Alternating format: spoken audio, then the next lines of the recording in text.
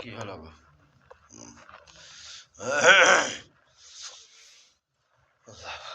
أعوذ بالله من الشيطان الرجيم. بسم الله الرحمن الرحيم. والشمس وضحاها والقمر إذا تلاها والنهار إذا جلاها والليل إذا يغشاها إلى آخر السورة.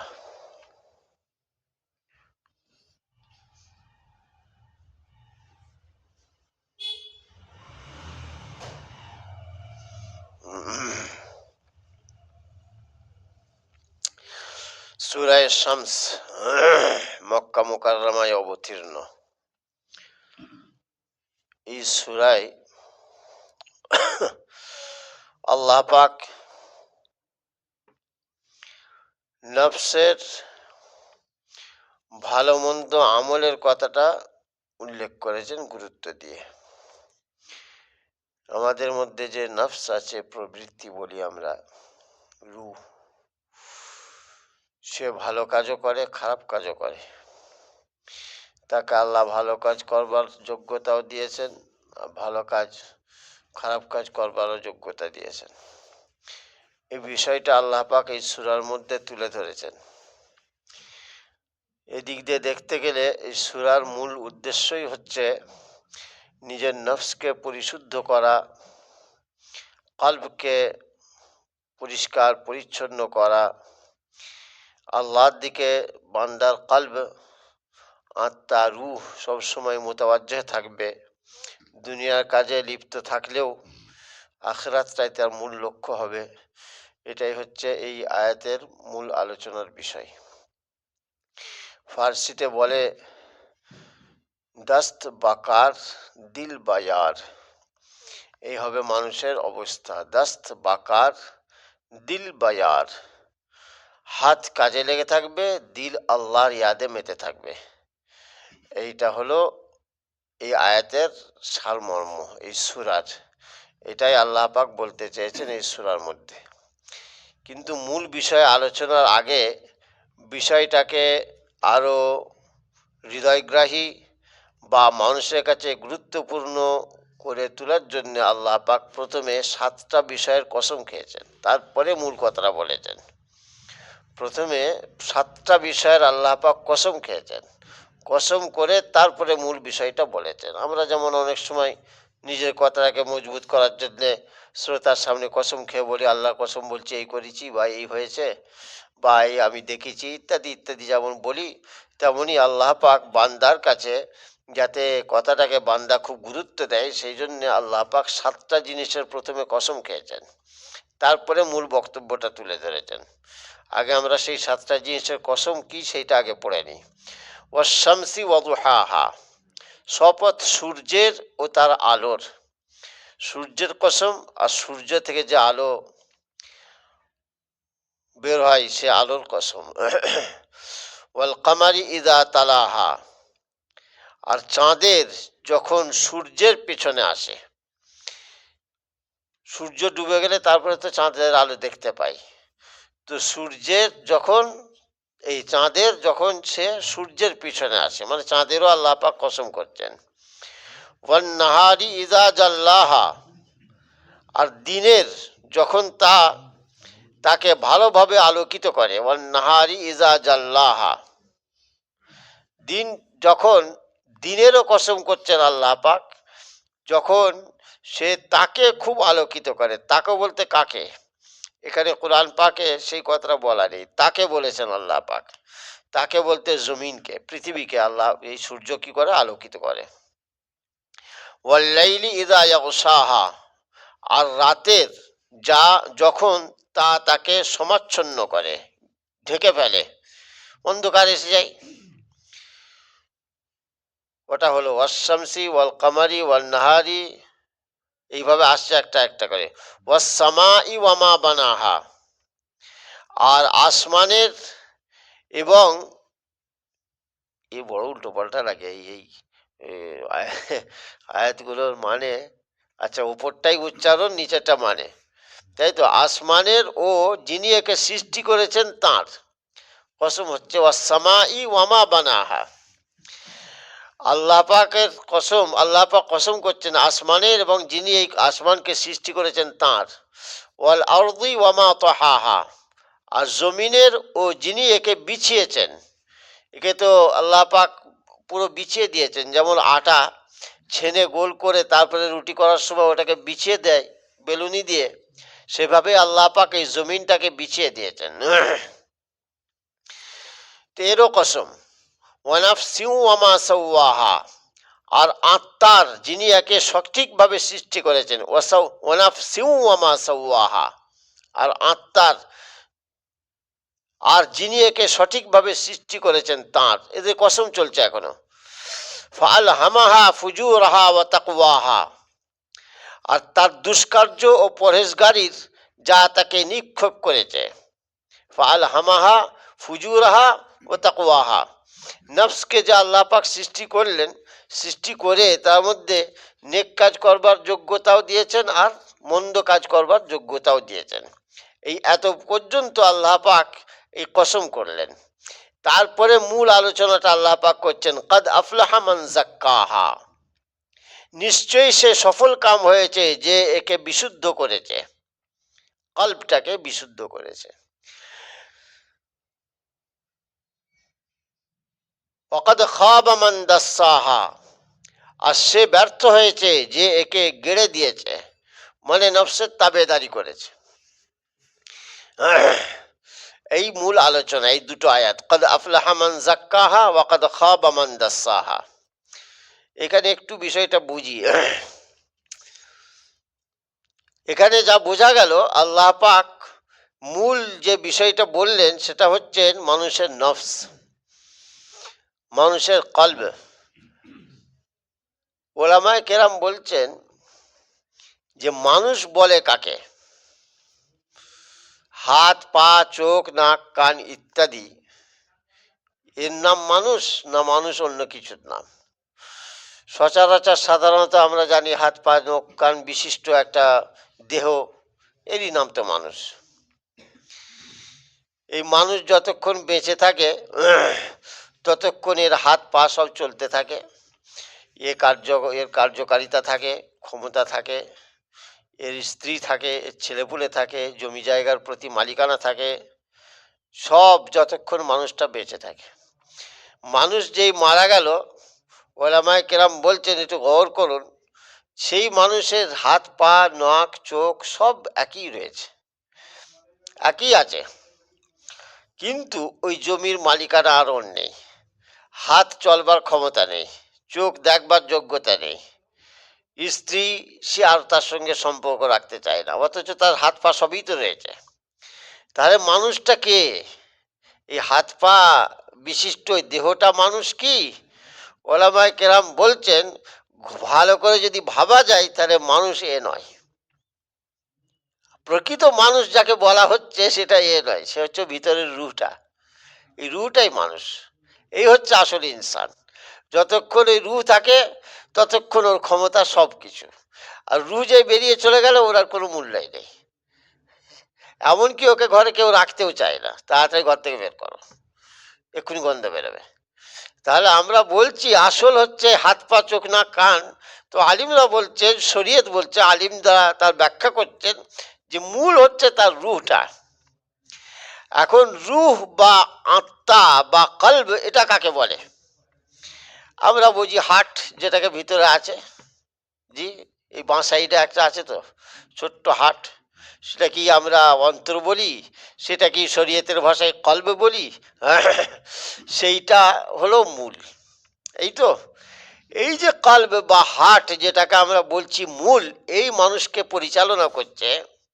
ওলামায়ে কেরাম বলছেন এই হার্টের মধ্যেও আল্লাহ পাক আর একটা শক্তি রেখেছেন। এই হার্ট যেটাকে আমরা দেখতে পাচ্ছি এ মানুষটাকে চালাচ্ছে। বাহ্যত চিকিৎসা বিজ্ঞানীরা, ডাক্তাররা বলবে এই হার্ট, এই কলব এইটাই মানুষকে চালাচ্ছে, এইটাই সব। ওলামায়ে কেরাম বলছেন কিন্তু এই হার্টের মধ্যেও আল্লাহ পাক আরো একটা শক্তি রেখেছেন, কলবের মধ্যে আর একটা শক্তি রেখেছেন। সেই শক্তিটা কি? তাকে আল্লাহ পাক এমনই শক্তি দিয়েছেন, সেই পুরো মানুষটাকে সৎ পথেও চালিত করতে পারে, কুপথেও তাকে চালিত করতে পারে। যেমন রুটা বাহ্যিকভাবে হাত পা এদেরকে পরিচালনা করছে, রু যতক্ষণ আছে ততক্ষণ হাত পা চলছে, তেমনই সে রুহের ভেতর বা কলবের ভিতর আল্লাহ পাক এমন একটা শক্তি রেখেছেন যে এর হাত পা গুলোকে ভালো কাজেও পরিচালিত করতে পারে, আবার খারাপ কাজেও ওকে নিয়ে যেতে পারে। এই যে ভালো কাজের ক্ষমতা শক্তি দেওয়া আর খারাপ কাজ করাবারও যে শক্তি দেওয়া, এটা যে আল্লাহ পাক দিয়েছেন, এতে করে দেখতে গেলে যেমন বাহ্যত মানুষের মূল হচ্ছে রূহ, তেমন নেক কাজ আর গুনার কাজ এরও মূল হচ্ছে ওই রূহ, কলব। ওখান থেকেই সব কিছু চলছে। এটাই তো রাসূলুল্লাহ সাল্লাল্লাহু আলাইহি সাল্লাম বুঝিয়েছেন, ইন্না ফিল জাসাদি মুদগাতান, তোমাদের শরীরের মধ্যে একটা রক্তপিণ্ড আছে, মুদগাতান, ইযা সলুহাত, সে যখন ঠিক থাকে, সলুহাল জাসাদু কুল্লুহু, পুরো শরীরটা ঠিক থাকে। এর মানে কিন্তু এই কল্প ঠিক থাকলে, হার্ট ঠিক থাকলে শরীর ঠিক থাকে, এটা নবীজি বলতে চাইছেন না। এ তো সবাই বুঝে। নবীজিরা বলতে চাইছেন, ও যদি সৎ পথে পরিচালিত হয় তাহলে তোমার হাত পা সব সৎ পথে চলবে। ও যদি ঠিক থাকে, ও যদি ঠিক থাকে তাহলে তোমার হাত পুণ্যের কাজ করবে। ও যদি ঠিক থাকে তুমি চোখ দিয়ে নেকি অর্জন করবে। ও যদি ঠিক থাকে জবান দিয়ে তুমি নেকি অর্জন করবে। ও যদি ঠিক থাকে পা দিয়েও তুমি নেকির পথে চলবে। সব সারা শরীরটাকেও নেকির পথে চালাবে। আর ও যদি বিগড়ে যায়, ও যদি গন্ডগোল করে, তো সারা শরীরকে ও বিপথে নিয়ে চলে যাবে। রাসূলুল্লাহ সাল্লাল্লাহু আলাইহি ওয়াসাল্লাম বললেন, একটা ছোট্ট অংশ ওই তোমাকে চালাচ্ছে, ওই মেন। আমি উদাহরণ দিয়ে বুঝাই, যে এই যে আমরা যে মোবাইল ফোনগুলো ব্যবহার করি, 1.5 লাখ, 1 লাখ, 90,000, 60,000 টাকার ফোন ব্যবহার করছি, কিন্তু ফোনের মধ্যে মূল কোনটা? 60,000 টাকার ফোন তো, কিন্তু মেন জিনিসটা কি? ওই 100 টাকার সিমটা, তাই না? ওই ওকে চালাচ্ছে। দেখতে লাগছে 1 লাখ টাকার ফোন, কিন্তু ওই সিমটুকু যদি না থাকে ওর কিচ্ছু মূল্য নেই, বাচ্চাদের খেলনা, কিচ্ছু দাম নেই। তেমনি 6 ফুটের মানুষকে চালাচ্ছে ওই ছোট্ট একটা রূহ, কলব, ও চালাচ্ছে নেকির কাজেও আর গুনার কাজেও, ও পরিচালিত করে। এই এর মধ্যে আল্লাহ পাক নেক কাজ করবারও ক্ষমতা দিয়েছেন, বদ কাজ করবারও আল্লাহ পাক ক্ষমতা দিয়েছেন, দুটোই আল্লাহ পাক ওকে শক্তি দিয়েছেন। এই জন্যেই কোরআন পাকে যে আল্লাহ পাক ইরশাদ করেছেন, ফি কুলুবিহিম মারাদুন, কাফিরদের ব্যাপারে আল্লাহ পাক বলেছেন, ফি কুলুবিহিম মারাদুন, ওদের অন্তরে রোগ আছে। অন্তরে রোগ বলতে কিসের রোগ? এই বাহ্যিক রোগ নাই, কুফরির রোগ। কুফরিটা হলো একটা রোগ। যেমন ইনসানের রোগ হয়, মানুষের যেমন রোগ হয়, বাহ্যিক শরীরে যেমন রোগ হয়, হাতের রোগ হয়, চোখের রোগ হয়, কানের রোগ হয়, মাথার রোগ হয়, তেমনি কলবের রোগ হয়। তো আল্লাহ পাক বললেন, ফি কুলুবিহিম মারাদুন, ওদের অন্তরে রোগ আছে। অন্তরের রোগটা কি? কুফর। এই মানুষের দেহের মধ্যে যেমন রোগ ঘটে, তেমন মানুষের কলবের মধ্যেও তেমন রোগ ঘটে। মানুষ যেমন প্রোটিন ইত্যাদি খেয়ে শক্তি সঞ্চয় করে শরীরটাকে ঠিক রাখবার জন্যে, তেমন কল্পটাকেও কিছু প্রোটিন দিয়ে ঠিক রাখবার দরকার, যাতে তার দ্বারাই নেকির কাজ বান্দা করতে পারে। সেই প্রোটিনগুলো হলো আল্লাহ জিক্র, ইবাদত, বান্দাগি, তসবিহাত ইত্যাদি ইত্যাদি। তো সার কথা হচ্ছে যে আল্লাহ পাক এই আয়াতের মধ্যে বলতে চাইছেন যে তোমার যে কলব, যে নফস, এই হচ্ছে তোমার সব কিছু। এটাকে যদি তুমি ঠিক রাখতে পারো, তাহলে তোমার হাত পা অঙ্গ প্রত্যঙ্গ এর মাধ্যম দিয়ে নেকির কাজ তুমি করবে। আর এ যদি কলুষিত হয়, এ যদি নোংরা হয়ে যায়, তো যত নোংরা কাজ তুমি করবে হাত দিয়ে পা দিয়ে সব এখান থেকে হবে। এই জন্যে তোমার কলবটাই হচ্ছে আসল। রাসূলুল্লাহ সাল্লাল্লাহু আলাইহি ওয়াসাল্লাম আল্লাহ পাকের কাছে দোয়া করতেন। আমরা যেমন আল্লাহ পাক যেমন এই বাহ্যিক অঙ্গ প্রত্যঙ্গ একে যেমন কিছু আমলের হুকুম দিয়েছেন, তেমন আল্লাহ পাক অন্তরকেও আমলের হুকুম দিয়েছেন। দুজনকেই আমার তাবেদারি করতে হবে। আল্লাহ পাক দুজনকেই আমলের তাবেদারির হুকুম দিয়েছেন। অঙ্গ প্রত্যঙ্গে হুকুম দিয়েছেন নামাজ পড়ো, রোজা রাখো, এইগুলো হচ্ছে বাহ্যিক আমল, এগুলো অঙ্গের মাধ্যমে হবে। আবার আল্লাহ পাক কলবকেও হুকুম দিয়েছেন, আমাকে বেশি বেশি ভালোবাসো, ওয়াল্লাযীনা আমানু আশাদ্দু হুব্বাল লিল্লাহ, তোমার ভিতর যেন আমার প্রতি সব থেকে বেশি ভক্তি থাকে, ভালোবাসা থাকে। তাছাড়া আরো সব নেক কাজের সব হুকুম আল্লাহ পাক দিয়েছেন কলবকেও। তো বাহ্যিক শরীরকেও যেমন আল্লাহ পাক নেক কাজের হুকুম দিয়েছেন, তেমন কলবটাকেও আল্লাহ পাক নেক কাজের হুকুম দিয়েছেন। ওলামায়ে কেরাম বলছেন এই যে কলব শরীয়তটাকে যে এই নেক কাজের হুকুম হাকাম দিয়েছেন, এইটাই হলো ইলমে ফিকাহ। এখানে মশলা মশাইল আছে। আর কলবটাকে যে আল্লাহ পাক যে হুকুম দিয়েছেন সেইটার নাম হলো ইলমুল ইহসান। আমরা চলতি ভাষায় তাকে বলি ইলমে তাসাউফ। এটা হলো কলবের আমল। আলিমরা বলছেন যে মানুষের মধ্যে সাধারণ সমাজে হাক্কানি ওলামায়ে কেরামের কাছে উঠা বসা কম হয়ে যাওয়ার ফলে যেমন বাহ্যিক আমলে ত্রুটি এসেছে, যেমন খালিস ইবাদতের মধ্যে অনেক রসম বিদাত অনেক কিছু ঢুকে গেছে, তেমনি আলিম ওলামা হাক্কানি মানুষের কাছে উঠা বসা না থাকার কারণে কলবি ব্যাপারেও অনেক কিছু বেদাত ঢুকে গেছে। আল্লাহকে কি করে পাওয়া যাবে, কলবের আমলগুলো কিভাবে করব, সেই রকম হাক্কানি মানুষ আমরা পাইনি, তাদের কাছে উঠা বসা করতে পারিনি। ফলে কি হয়েছে, আমরা ওই জিনিসটা ভুলেই গেছি যে কলবেরও কিছু আমল আছে, আমরা শুধু এই আমলটাকে নিয়ে থাকি। অথচ আলিমরা বলছেন কলবের আমলটা এমন জরুরি আমল, খুদ রাসূলুল্লাহ সাল্লাল্লাহু আলাইহি সাল্লাম তিনিও আল্লাহ পাকের কাছে কলবের আমল চাইতেন।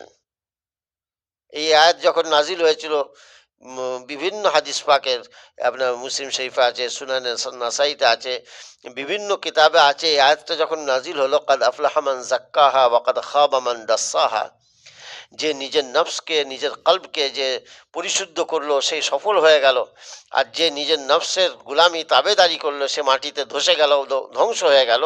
এই আয়াত যখন নাজিল হলো তখন রাসূলুল্লাহ সাল্লাল্লাহু আলাইহি ওয়াসাল্লাম তিনি আল্লাহর কাছে দোয়া চাইতেন, আল্লাহুম্মা আতি নফসি তাকওয়াহা, আল্লাহ আমার নফসকে তুমি তাকওয়া ওয়ালা বানিয়ে দাও। আল্লাহুম্মা আতি নফসি তাকওয়াহা, আমার নফসকে তুমি তাকওয়া ওয়ালা বানিয়ে দাও। ওয়াজাক্কিহা, আরে ভেবে দেখুন, আল্লাহ নবী সাল্লাল্লাহু আলাইহি সাল্লাম বলছেন ওয়াজাক্কিহা, আমার নফসটাকে তুমি পরিশুদ্ধ করে দাও। আল্লাহর রসুল তিনি বলছেন আমার নফসটাকে পরিশুদ্ধ করে দাও। আনতা খাইরু মান যাক্কাহা, কারণ তুমি আমার নফসকে শুদ্ধ সঠিক করতে পারবে, তাছাড়া কেউ পারবে না। আনতা ওয়ালিয়ুহা ওয়া মাওলাহা, তুমি হলে আমার কলব এবং নফসের গার্জেন, তুমি অভিভাবক আল্লাহ। তাহলে আলিমরা বলছেন যে তাহলে কলবের আমলটাও এমন জরুরি আমল, খুদ রাসূলুল্লাহ সাল্লাল্লাহু আলাইহি ওয়াসাল্লাম তিনিও আল্লাহর কাছে চাইছেন যে আমার কলবটা যেন পরিশুদ্ধ হয়। হাদিস পাকে যেমন মহাব্বাত হুব্বে ইলাহি, আল্লাহর মহাব্বাত বান্দার মধ্যে খুব বেশি থাকবে, সব থেকে বেশি থাকবে। এই সব থেকে বেঁচে থাকবে, এ তো মহাব্বাত ভালোবাসা, এ তো কলবের সঙ্গে সম্পর্ক, এ তো আত্মার অঙ্গের সঙ্গে কোনো সম্পর্ক নেই। এই কলবের মহাব্বাত কলবের আমল তো এটাও আল্লাহ পাক চাইতেন, আল্লাহ রসুল চাইতেন, আল্লাহুম্মা জাআল হুব্বাকা আহাব্বাল আশিয়াই ইলাইয়া কুল্লিহা, ইয়া আল্লাহ তোমার মহাব্বাত যেন আমার মধ্যে সব থেকে বেশি থাকে। আল্লাহ পাক চাইতেন, আল্লাহ রসুল চাইতেন কলবের আমলটা নবীজি চাইতেন আল্লাহ পাকের কাছে। ওয়াজআল খাশিয়াতাকা আখওয়াফাল আশিয়াই ইনদি, তোমার ডর আমার মধ্যে সব থেকে যেন বেশি থাকে। আল্লাহ কলবের আমল আল্লাহ পাকের কাছে নবীজি চাইতেন। ওয়াইদা আকরারতা আয়ুনা আহলি দুনিয়া মিন দুনিয়াহুম ফাআকরির আইনি মিন ইবাদাতিক, আর যখন দুনিয়াদার মানুষ তারা দুনিয়ার বিষয় সম্পত্তি ইত্যাদি পেয়ে যখন আনন্দিত হয়, তখন আমাকে এমন তৌফিক দাও আমি যেন ইবাদত করে আনন্দ লাভ করতে পারি। এই যে ইবাদত করে আনন্দ লাভ করা, আনন্দ তো এই কলবের সঙ্গে সম্পর্ক না, এটা কলবের আমল, এই আমলগুলো চাইতে হচ্ছে। তো আলিমরা বলছেন যে কলবের একটা আমল আছে, ওটাও শরীয়তের হুকুম, আর বাহ্যিক অঙ্গ প্রত্যঙ্গ এরও এটাও করতে হবে, এটাও শরীয়তের হুকুম। আমরা কি করেছি, অর্ধেকটা নিয়েছি, বাহ্যিক আমলটাকে নিয়েছি, শরীয়তের হুকুমগুলো আমরা পালন করছি, নামাজ রোজা ইত্যাদি ইত্যাদি, আর কলবের আমলও যে একটা কিছু করতে হয় সেটা আমরা ভুলে গেছি, একটা গুরুত্ব আছে এটা ভুলে গেছি। কলবের আমলটা করি, ফলে কি হয়েছে, আস্তে আস্তে আস্তে আস্তে আস্তে আস্তে মরীচিকা পড়তে দেখেছে। যেমন আমি একটা দরজা ঘর মুছে পরিষ্কার করে জানালা ফানালা সব বন্ধ করে দিলাম, বন্ধ করে দেওয়ার পরেও একটু একটু ধুলো তো পড়ে। 1 মাস পরে যদি ঘরটা খুলে আমি ঢুকে যাই, ঢুকে দেখবো দরজা জানালা সব বন্ধ, কিন্তু তা সত্ত্বেও ভিতরে ময়লা পড়ছে, তাই না?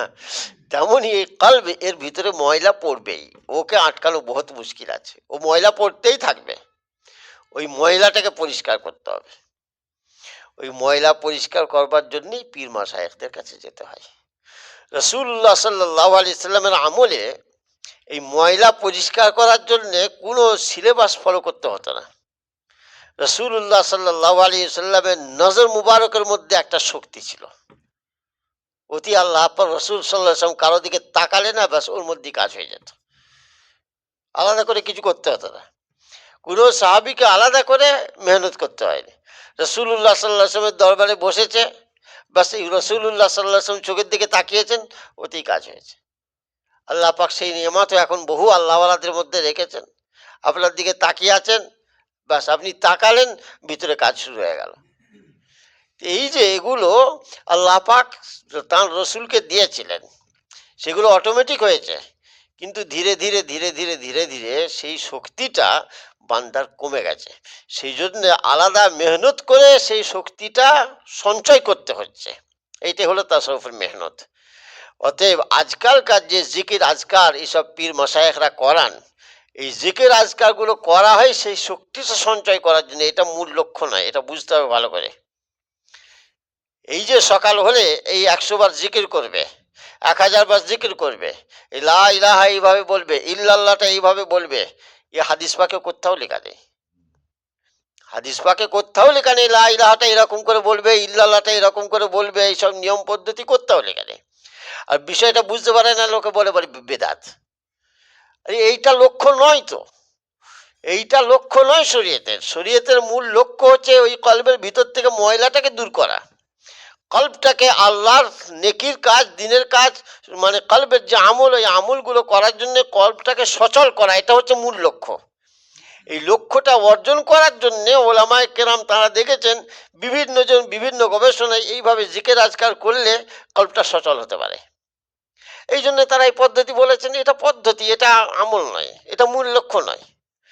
আর এই কারণেই দেখা যায় পীর মাশায়েখরা বিভিন্ন জন, বিভিন্ন যে সিলসিলা আছে, বিভিন্ন তরিকা আছে, তাদের সবাই এই জিকির আজকারের তরিকা এক নয়। সবার জিকির আজকারের তরিকা এক নয়।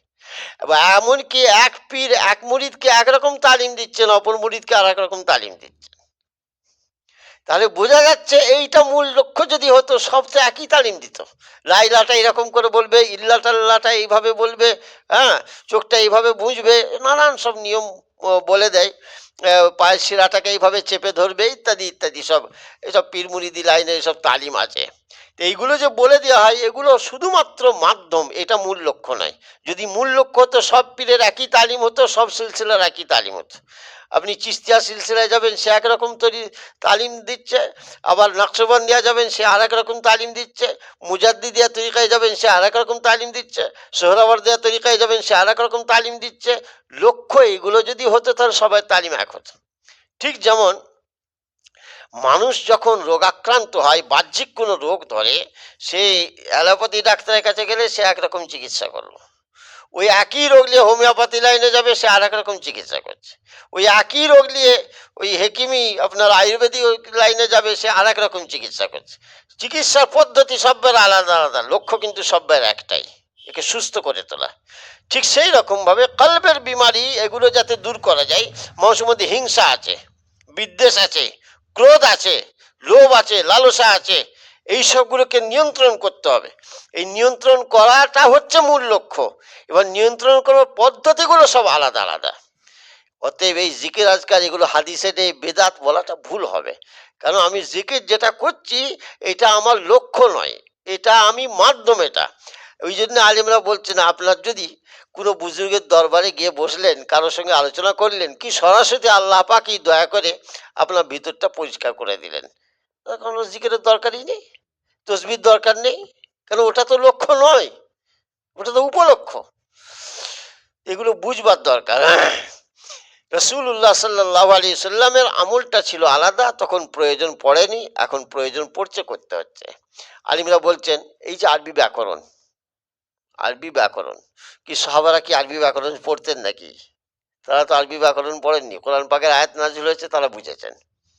আরবি ব্যাকরণ তো শুরু হয়েছে হযরত আলী রাদিয়াল্লাহু তাআলা আনহুর আমল থেকে।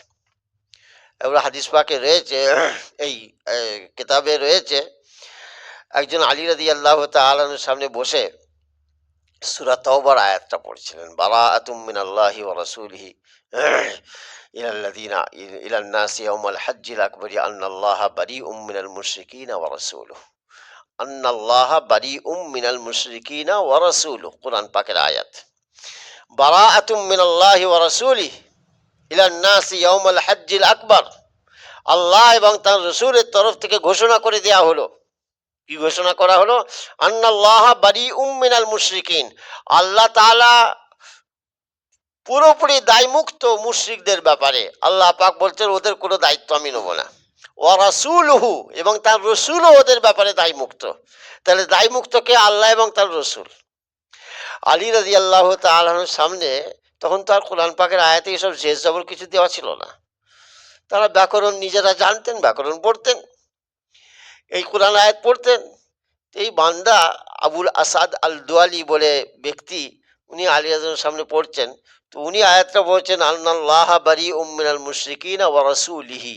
কোরআন পাকে আছে ওয়া রাসূলুহু, আর উনি পড়ছেন ওয়া রাসূলিহি। মানে আসমান জমিন তফাৎ হয়ে গেল। আগের মানে কি ছিল? আন্নাল্লাহা বারিউম মিনাল মুশরিকিনা ওয়া রাসূলুহু, আল্লাহ পাক এবং তার রসুল উভয়েই কাফিরদের ব্যাপারে দায়মুক্ত, ওদের কোনো দায়িত্ব আল্লাহও নেবেন না, তার রসুলও নেবেন না। এটা হলো আয়াতের মানে। আর যখন ইনি রসুলহি পড়লেন, তার মানে হয়ে গেল আল্লাহ পাক মুশরিকদের ব্যাপারেও দায়মুক্ত, তার রসুলের ব্যাপারেও দায়মুক্ত, তিনি রসুলের কোনো দায়িত্ব নেবেন না। বলতে আলী রাদিয়াল্লাহু বলে, কি বললে? বলে ও মিনাল্লাহি ওয়া রাসূলিহি। আলী রাদিয়াল্লাহু তাআলা আনহু বললেন, আরে ভুল পড়ছো তো। তখন আবুল আসাদ দুয়ালি বলে একজন ওখানে বসেছিলেন, তিনি আরবি ব্যাকরণের বিশেষ পণ্ডিত মানুষ ছিলেন। আলী রাদিয়াল্লাহু তাআলা বললেন, আবুল আসাদ, আর সেদিন নেই, এবারে ব্যাকরণ শেখাতে হবে। আর সেদিন নেই, জের জবর নেই। তখনকার মানুষ জের জবর দরকার হতো না, আরবি ব্যাকরণে জ্ঞান ছিল, পড়ে নিত। এখন আর সেদিন নেই, তুমি এসব নিয়ম কানুনগুলো লেখো দেখি। এই তখন থেকে আরবি ব্যাকরণ চালু হলো। তাহলে আরবি ব্যাকরণটা কেন দরকার হলো? ওটা কি মূল লক্ষ্য নাকি? ওটা লক্ষ্য নয়। তখন আরবি ব্যাকরণ ছাড়াই মানুষ হাদিস কোরআন বুঝেছে, কিন্তু পরে যখন আরবি ব্যাকরণ ছাড়া বুঝতে পারছে না, আরবি ব্যাকরণের প্রয়োজন পড়েছে। তখন মাদ্রাসার ঘন্টা মারা ছিল না সিস্টেম, হাজিরি খাতার সিস্টেম ছিল না, মাদ্রাসার আলাদা করে ঘর বিল্ডিং ছিল না, এইসব নানান পরীক্ষা এসব ছিল না, প্রয়োজন পড়েনি। এগুলো সব হয়েছে ওই ইলমে দিনটাকে শেখার জন্যে। এইগুলোকে বলে ইহদাস লিদ্দিন, দিনের জন্যে নতুন কিছু তৈরি করা, আর দিনের ভিতরে একটা তৈরি করা। একটা হলো ইহদাস ফিদ্দিন, একটা হলো ইহদাস লিদ্দিন। দিনের ভেতরে নতুন কিছু তৈরি করা এটা বেদাত, দিনের জন্য আলাদা করে কিছু তৈরি করা এটা বেদাত নয়। যেমন মাদ্রাসা কায়েম করা, আসলে বুঝতে পারছেন? হ্যাঁ, তাহলে সবই বেদাত হবে। তো বলার উদ্দেশ্য, যেমন ব্যাকরণ ছাড়া তখনকার মানুষ কোরআন বুঝেছে, ব্যাকরণের দরকার পড়েনি, তেমনই তখনকার মানুষ এই ইল্লাল্লাহ ইল্লাল্লাহ ইল্লাল্লাহ জিকির ছাড়াই তখন মানুষ নিজের কলবের পরিশুদ্ধতা লাভ করতে পেরেছে, ওই জন্য প্রয়োজন পড়ে। এখনো কোনো মানুষ যদি ব্যাকরণ ছাড়া কোরআন হাদিস বুঝতে পারে, তো তার জন্য ব্যাকরণ পড়বার দরকার নেই। তেমনি এখনো যদি কোনো মানুষের সরাসরি আল্লাহ পাকের তরফ থেকে বিশেষ কোনো নিয়ামত যদি সে পেয়ে যায়, তার পীর ধরবার দরকার নেই, কারো কাছে গিয়ে ওসব তালিম নেওয়ার দরকার নেই। আর আল্লাহ পাক যদি চান বান্দাকে দিতে পারেন, এটা বান্দাকে তার নিয়ামত, যাকে খুশি যখন খুশি যে কোনো ভাবে তিনি দিতে পারেন। না, ওসব গলত কথা।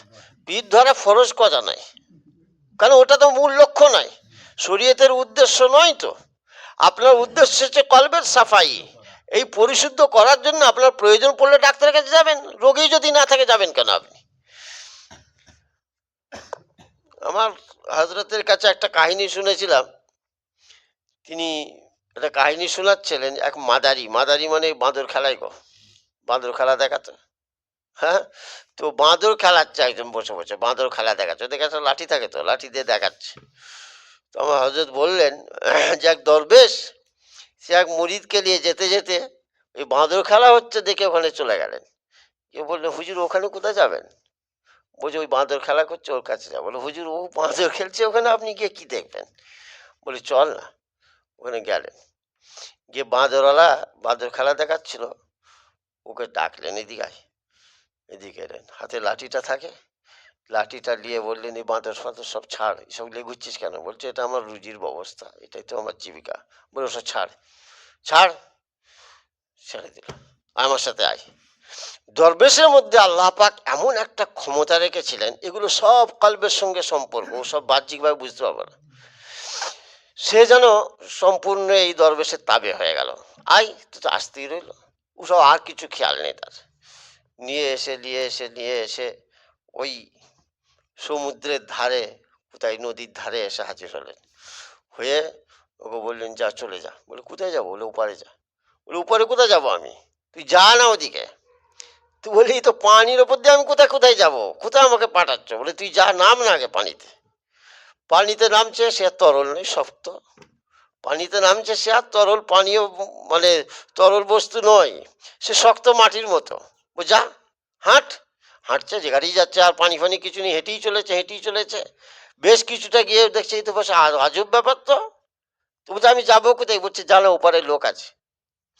তো ওপারে চলে যাচ্ছে। অনেক দূর যখন চলে গেছে, এবার দরবেশ চলে আসছে। তো দরবেশের যে ভক্ত মুরিদ সাথে ছিল, সে জিজ্ঞাসা করছে, হুজুর কোথায় পাঠালেন? কোথায় পাঠালেন হুজুর? কোথায় গেল? বলে, দেখো আমি আসছিলাম, আল্লাহ পাকের তরফ থেকে একটা ইলহাম হলো যে একটা আবদাল দরকার, আবদাল। তো আবদাল বান্দা, ও এক আলাদা জগৎ আবার। যাই হোক, আবদাল একটা দরকার। হুম। তো তুমি এক কাজ করো, ওই বাঁদর খেলাচ্ছে, ওকে পাঠিয়ে দাও। সে কিন্তু বেঈমান, কাফের, তার ইমান নেই, কিছুই নেই। ওকে পাঠিয়ে দাও। তো ওই জন্য আমাকে পাঠালাম, আল্লাহ পাক ওকে আবদাল বানাবেন। ভেবে দেখুন, আল্লাহ পাক ওকে আবদাল বানাবেন, ওই জন্য বলে, ওইখানে বলে ওপরে আবদালরা আছে, ও গেলে ওখানে রিসিভ করে নেবে। তখন মুরিদ বলছে, হুজুর এতদিন ধরে ঘুরলাম পিছন পিছন, ওটা তো আমাকে পাঠিয়ে দিতে পারতেন। তো তো বললেন, বাবা হুকুম তো ওনার ব্যাপারে হয়েছে, তোমার ব্যাপারে তো হয়নি। বলার উদ্দেশ্য কি, একটা মানুষ যার মধ্যে ইমানই নেই, আল্লাহ পাক তাকে শুধু ইমান নেই, খুব উঁচু মাকাম মর্যাদা দান করলেন। কোনো পীর ধরবার দরকার হয়নি, তো কোনো জিকির করার দরকার হয়নি, ইল্লাল্লাহর দরকার হয়নি, কিছুই করতে হয়নি। তো আল্লাহ পাকের এরকম যদি কোনো বান্দার প্রতি কুদরতি নজর, রহমতের নজর পড়ে যায়, তাকে পীর ধরে আল্লাহ করবার দরকার নেই। আর আমার যদি দেখা যায় আমি তার ওই রহমতের নজরে আসতে পারছি না, আমার ভিতরে পরিশুদ্ধ করার দরকার, আমার চিকিৎসার দরকার, তো ডাক্তারকে যেতে হবে। তো ডাক্তারের কাছে যাওয়াটা লক্ষ্য নয়, ওষুধ খাওয়াটা লক্ষ্য নয়, ওষুধ খাওয়াটা মাধ্যম। লক্ষ্য হচ্ছে নিজের শরীরটাকে সুস্থ রাখা। ঠিক সেভাবেই লক্ষ্য হচ্ছে কল্পটাকে সুস্থ রাখা, পরিষ্কার পরিচ্ছন্ন রাখা, পরিশুদ্ধ রাখা, এটা হচ্ছে উদ্দেশ্য। আর জিকির আজকার এগুলো সব হচ্ছে ওষুধ, ওইটাকে করার জন্য ওষুধটা খাচ্ছি। চিকিৎসাটা আমার মূল লক্ষ্য নয়। চিকিৎসা নানান রকম হতে পারে, নানান রকম ভাবে হতে পারে। এখন আমি যদি বলি এই চিকিৎসাটাই বেদাত, তাহলে গলত কথা হবে। এটা লক্ষ্য যদি বলি, ওষুধ খাওয়াটাই হচ্ছে মূল লক্ষ্য, এটাই হচ্ছে উদ্দেশ্য, কোথায় হাদিসে লেখা আছে দেখো কাশির এই সিরাপটা খেতে হয়, তাহলে তো বলতে হবে, ঠিকই কথা বলছো। আমি তো কাশির সিরাপটা ওই মানে লক্ষ্য, ওইটাই উদ্দেশ্য হিসাবে খাচ্ছি না, আমার শরীরটাকে সুস্থ করা দরকার। এই হলো মোটামুটি তাসাউফের ব্যাপারে এই আয়াত পাকের মধ্যে যেটা বলতে চাওয়া হয়েছে। এটা বিষয়টা একটু বুঝবার জন্য আলোচনাটা করলাম। ওলামায়ে কেরাম এই বিষয়টাকে নিয়ে অনেক কিতাবপত্র সব লিখেছেন, যে বিষয়টা কি, মুরিদ হওয়া কোনো জরুরি নয়। ওই যে পীর নেই তার পীর শয়তান, অমুক তমুক, এসব কথাগুলো গলত কথা। আমি যে একটা ছোটি কিতাব লিখেছিলাম, তো আমি এই বিষয়টা নিয়ে একটু তুলে ধরেছিলাম যে মুরিদ হওয়ার মশলাটা কি, এটা কি ফরজ না ওয়াজেব না জরুরি, কি এটা। তাতে আমি হযরত মাওলানা আশরাফ আলী সাহেব থানভী রহমতুল্লাহ আলী তার উক্তিও তুলে ধরেছি, অন্যান্যদের তুলে ধরেছি, আমাদের ফুরফুরার মুজাদ্দেদে জামান হযরত দাদা হুজুর রহমতুল্লাহ আলী, ওনার উক্তিও তুলে ধরেছি। সব ভাই একমত যে পীর হওয়া, মুরিদ হওয়া কোনো ফরজ জিনিস নয় বাবা, কোনো জরুরি জিনিস নয়। তোমার রোগ হলে তোমাকে ডাক্তার খুঁজতে হবে, চিকিৎসার ব্যবস্থা তোমায় করতে হবে, বাস, সহজ কথা। সেই জন্য মুরিদ হওয়া কোনো জরুরি নয়। তবে আলিমরা বলছেন একজনের সঙ্গে একটু সম্পর্ক রাখা ভালো, একজনের সঙ্গে একটু সম্পর্ক রাখা ভালো। হ্যাঁ, সোহবতে থাকো, তোমার ভুল ভ্রান্তিগুলো তিনি ধরবেন, তিনি তাকে সৎ পথের একটা তালিম দেবেন, একটা দিশা দেবেন। মূল লক্ষ্য হলো কলবের পরিশুদ্ধতা। তাহলে শরীয়তের হুকুম দু রকমের, অঙ্গ প্রত্যঙ্গে এর প্রতিও শরীয়তের হুকুম আছে, কলবের প্রতিও শরীয়তের হুকুম আছে। একেও যেমন শরীয়তের হুকুম মেনে নামাজ পড়তে হবে, রোজা রাখতে হবে, কলবকেও তেমন শরীয়তের হুকুম মেনে আল্লাহর মহাব্বত ইত্যাদি ইত্যাদি এগুলো অর্জন করতে হবে। আর খারাপ অভ্যাস, ক্রোধ, রাগ ইত্যাদি ইত্যাদি এগুলো সব বর্জন করতে হবে। আচ্ছা, আর একটা বিষয়, যেমন বাহ্যিকভাবে এই যে আমরা বলি সুগার হয়ে গেছে, আচ্ছা কথাটা ঠিক বিচার করলে কি সুগার হয়ে গেছে না সুগার বেড়ে গেছে, কোন কথাটা ঠিক? বেড়ে গেছে। সুগার তো সবারই আছে। জি, সুগার তো সবার আছে, সুগার সবার নেই, সুগার তো সবার মধ্যেই আছে। সুগার বেড়ে গেছে, রোগ হয়ে গেছে, আমার সুগার হয়ে গেছে কথাটা বলি, সুগার তো আছে সবার মধ্যে, কারো কমে যায় কারো বেড়ে যায়। আর সুগারটা একটা ঠিক ব্যালেন্সে যদি থাকে তাহলে সে সুস্থ আছে, তাই তো?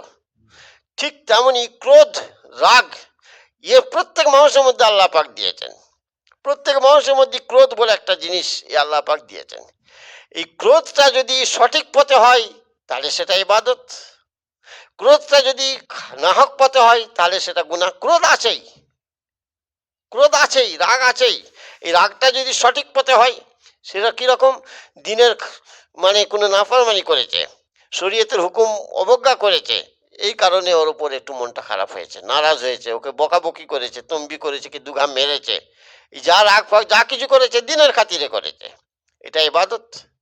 আর ওই ক্রোধটা যদি দিনের খাতিরে না হয়, দুনিয়ার খাতিরে হয়, তাহলে সেটা গুনাহ। তো ক্রোধটা সবার মধ্যেই আছে। ঠিক যেমন বাহ্যিক অঙ্গ প্রত্যঙ্গের জন্য যেমন এই সুগার এ কমও আছে বেশিও আছে, কমে গেলেও রোগ, বেড়ে গেলেও রোগ, তেমন এই ক্রোধটাও এটা যদি সঠিক পথে হয় তো ইবাদত, বিপথে হলে গুনাহ।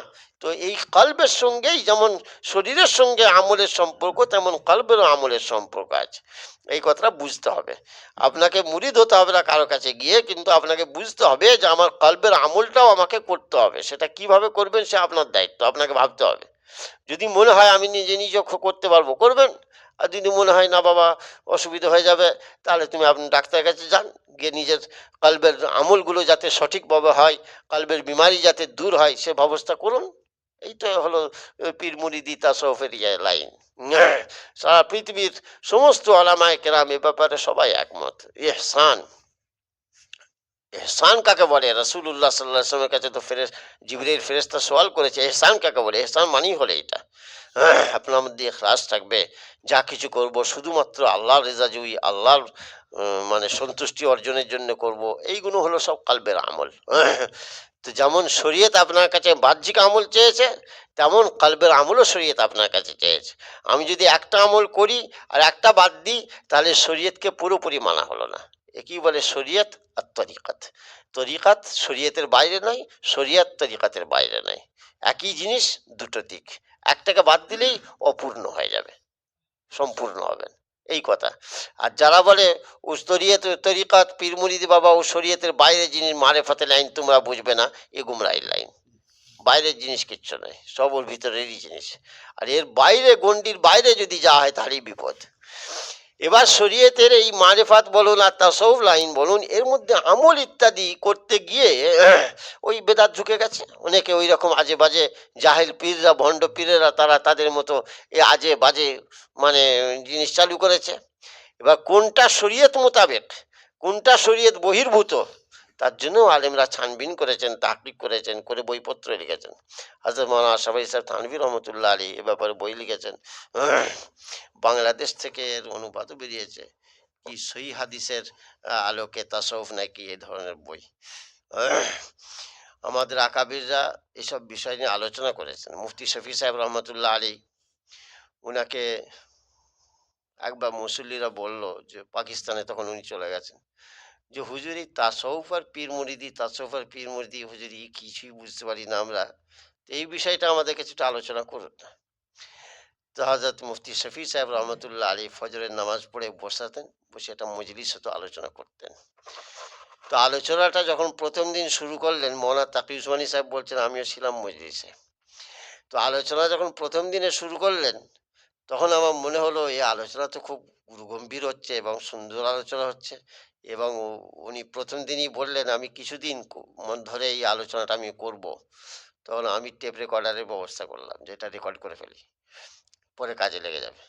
তো বলছে আমি এটা রেকর্ড করলাম, করে ওটাকে বই আকারে আবার ছাপাও হলো দিল কি দুনিয়া, মুফতি শফি সাহেবের ওই বইটার নাম দিলেন উনি, মৌলানা তাকি উসমানী সাহেবের তত্ত্বাবধানেই বইটা ছাপা হলো, দিল কি দুনিয়া। বাংলাতে ওর অনুবাদ বেরিয়ে পড়েছে, আত্মশুদ্ধি, বাংলাদেশ থেকে বেরিয়েছে। পীর জুলফাকার আহমদ নকশবন্দি তিনি এ ব্যাপারে বই লিখেছেন, দাওয়ায়ে দিল, এরও বাংলা বেরিয়েছে, অন্তরের পরিচর্যা, বাংলাদেশ থেকে পাওয়া যাচ্ছে বইগুলো। এই বইগুলো পড়লে তার সঠিক জিনিসটা আমি বুঝতে পারবো, যেটা ঠিক জিনিস সেটাও বুঝবো, নাহাক জিনিস সেটাও ঠিকবো, যেটা সুন্নত মোতাবেক সেটাও দেখতে পাবো, যেগুলো ওর মধ্যে বেদাত ঢুকে আছে সেগুলোও আমি বুঝতে পারবো। এই সঠিক জিনিসটাকে বুঝতে হবে। একটা জিনিস যদি আমি বুঝতে না পারি, পুরোটাই ইনকার করে দিই, গলত জিনিস হবে। নামাজ পড়তে গিয়ে নামাজের মধ্যে গলত জিনিস আছে, অনেক জিনিস, মানে মুসল্লি অনেক আজে বাজে মশলা ঢুকিয়ে দিয়ে ভুল পড়ছে, তো সেই ভুলগুলোকে বাঁচতে হবে। তা বলে পুরো নামাজটা ইনকার করে দিলে কি করে চলবে? ইও সেই জিনিস হচ্ছে। আল্লাহ পাক তৌফিক দান করেন। ইনকার যারা করছে তারা তো হাদিস দেখছে খালি, না কোরআন পাকটা দেখতে পাচ্ছে না, ওই যে কি হিংসেটা, আশ্চর্য ব্যাপার। তারা একদম তারা হাদিসও দেখেন, হাদিসে নেই, হাদিস ওই আশরাফ আলী থানভীর মতো এইরকম মোটা কিতাব, প্রত্যেকটাতে তিনি হাদিস পাক তুলে দিয়েছেন, প্রত্যেকটাই তিনি হাদিস পাক তুলে দিয়েছেন, হাদিস পাক তুলে আলোচনা করেছেন যে পীর মুরিদি লাইনে এই যে তালিমটা দেওয়া হয় এর সূত্র কি, এই হাদিস। এই পীর মুরিদি লাইনে এই তালিমটা দেওয়া হয় তার সূত্র কি, এই হাদিস। এইভাবে লিখতে থাকেন। থানভী সাহেব আকাবিরে দেওবন্দের মধ্যে তাসাউফ নিয়ে এত গবেষণা করেছেন, ওনার মতো এই গবেষণা আকাবিরে দেওবন্দের মধ্যে, ওলামায়ে দেওবন্দের মধ্যে কেউ করেননি।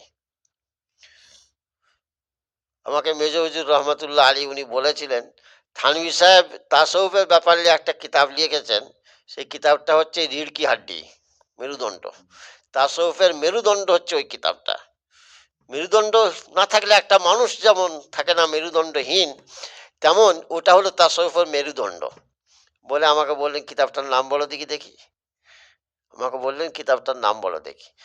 বলে ওনার মন্তব্য হচ্ছে ওই কিতাবটা হচ্ছে তাসাউফের মেরুদণ্ড, বলো কিতাবটা কি। তো আমি বললাম হুজুর আত-তাকাশশুফ আন মুহিম্মাতিত তাসাউফ কিতাবটার নাম। বললেন হ্যাঁ ঠিক বলেছো, ঠিক বলেছো।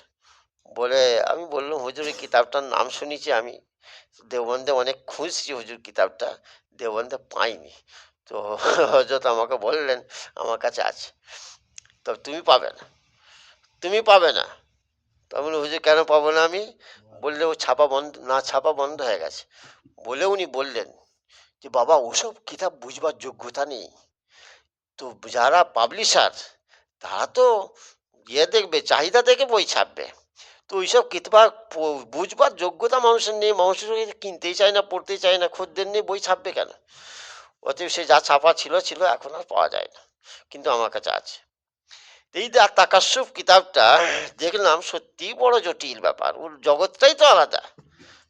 তো বলার উদ্দেশ্য তাতে উনি সব হাদিস পাক তুলে ধরেছেন যে এই সবগুলো আসছে কোথা থেকে, সূত্র কি। হ্যাঁ হাদিসের বাইরে হলে নিশ্চয়ই সেটা বেদাত, সেটা রসম, সেটা রেওয়াজ, সেইটাই তো আমাদের ওলামরা সব ছানবিন করে যাচাই করে আলাদা আলাদা করে দিয়েছেন। এইটা সুন্নত মোতাবেক, এটা সুন্নতের বাইরে। হ্যাঁ হ্যাঁ হ্যাঁ, সিরাজুস সালিকিনও তো ওই মৌলানা হাদিউজ্জামান সম্ভবত, না মইজুদ্দিন হামিদি এনে লিখেছেন।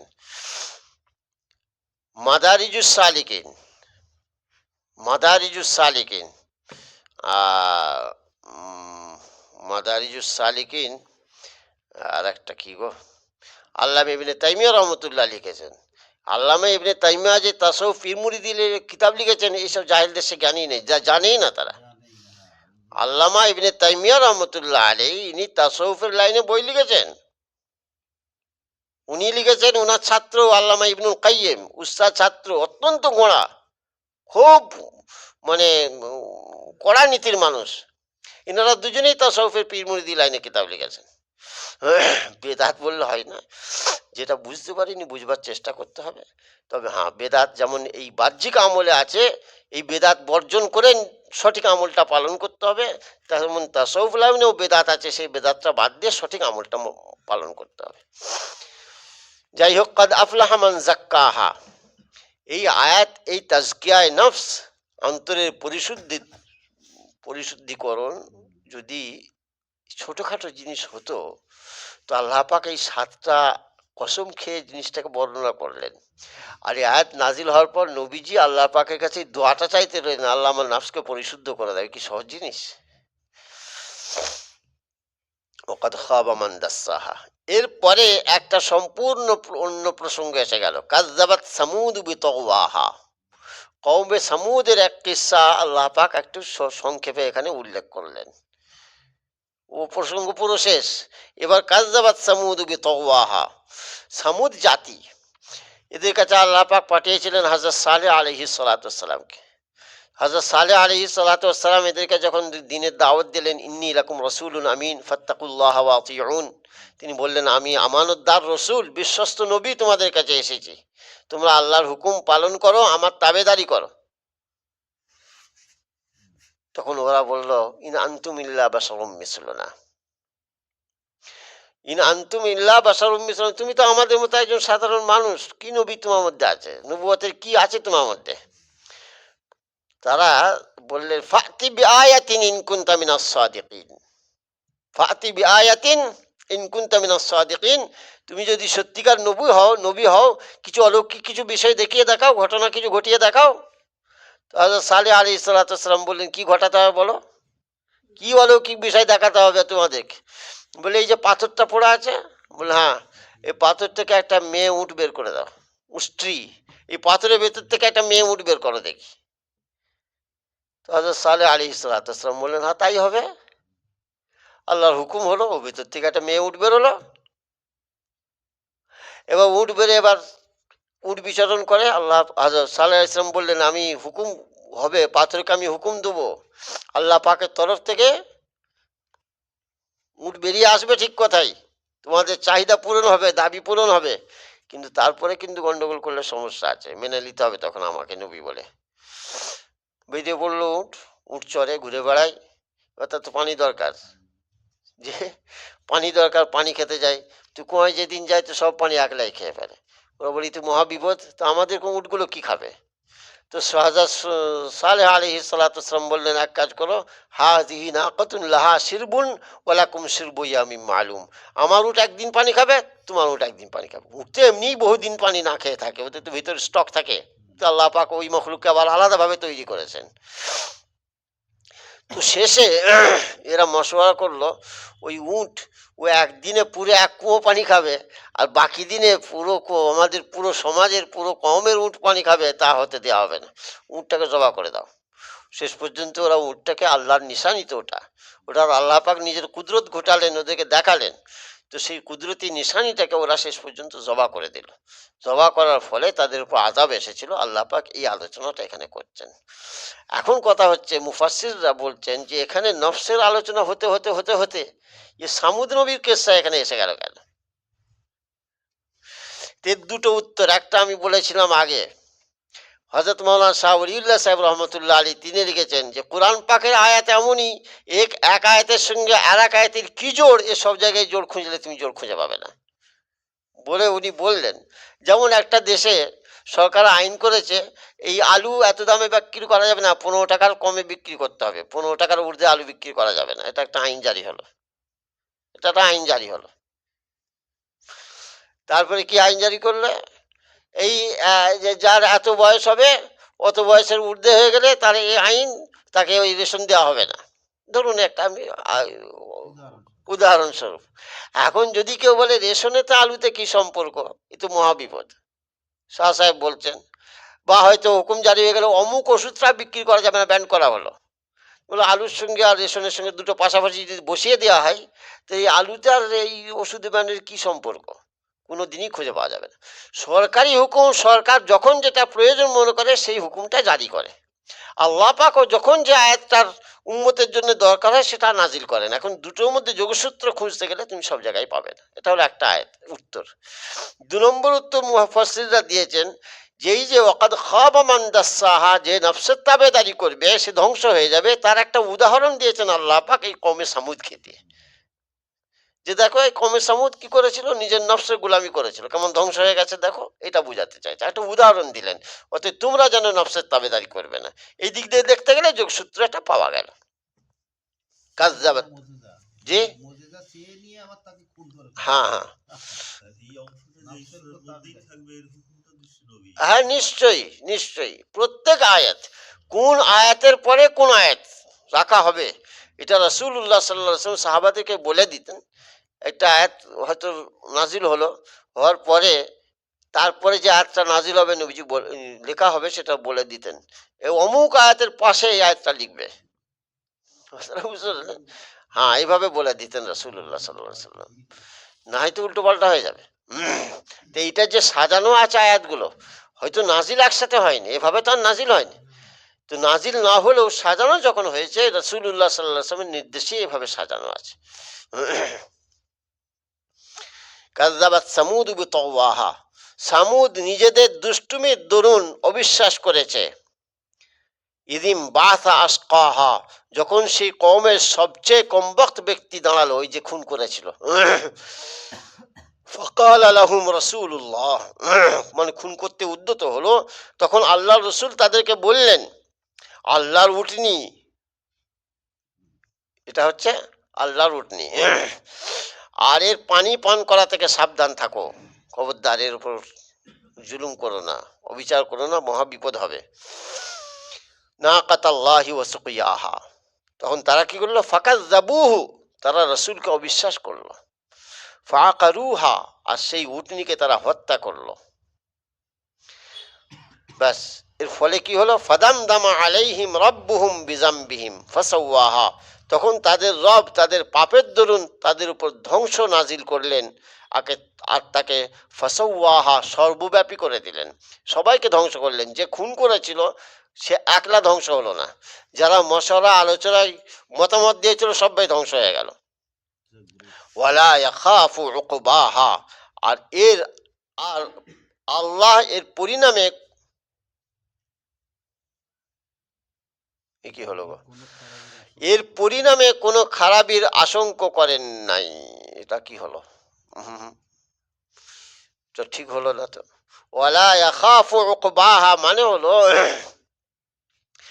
এই যে উটটাকে ধ্বংস করে দিলে, জবা করে দিল, পরিণাম যে খারাপ হবে এই ভয়টা ওরা আর করলো না, এটা হচ্ছে আয়াতের মানে। কিন্তু এখানে বলা হচ্ছে আল্লাহ পাক ভয় করলেন না, এটা একটু অন্যরকম হয়ে গেছে তর্জমাটা। ওয়ালা ইয়াখাফু উকবাহা, যে ওই উটটাকে জবা করে দিল, এর পরিণাম যে ভয়ঙ্কর হবে সেটা ওরা আর ভাবলো না। ওয়ালা ইয়াখাফু উকবাহা। সাদাকাল্লাহুল আলিয়্যুল আযীম। সুবহানাল্লাহি ওয়া বিহামদিহি, সুবহানাকাল্লাহুম্মা ওয়া বিহামদিকা, ওয়া নাশহাদু আল্লা ইলাহা ইল্লা আনতা, ওয়া নাস্তাগফিরুকা ওয়া নাতুবু ইলাইক। সুবহানা রাব্বিকা রাব্বিল ইজ্জাতি আম্মা ইয়াসিফুন, ওয়া সালামুন আলাল মুরসালিন, ওয়ালহামদুলিল্লাহি।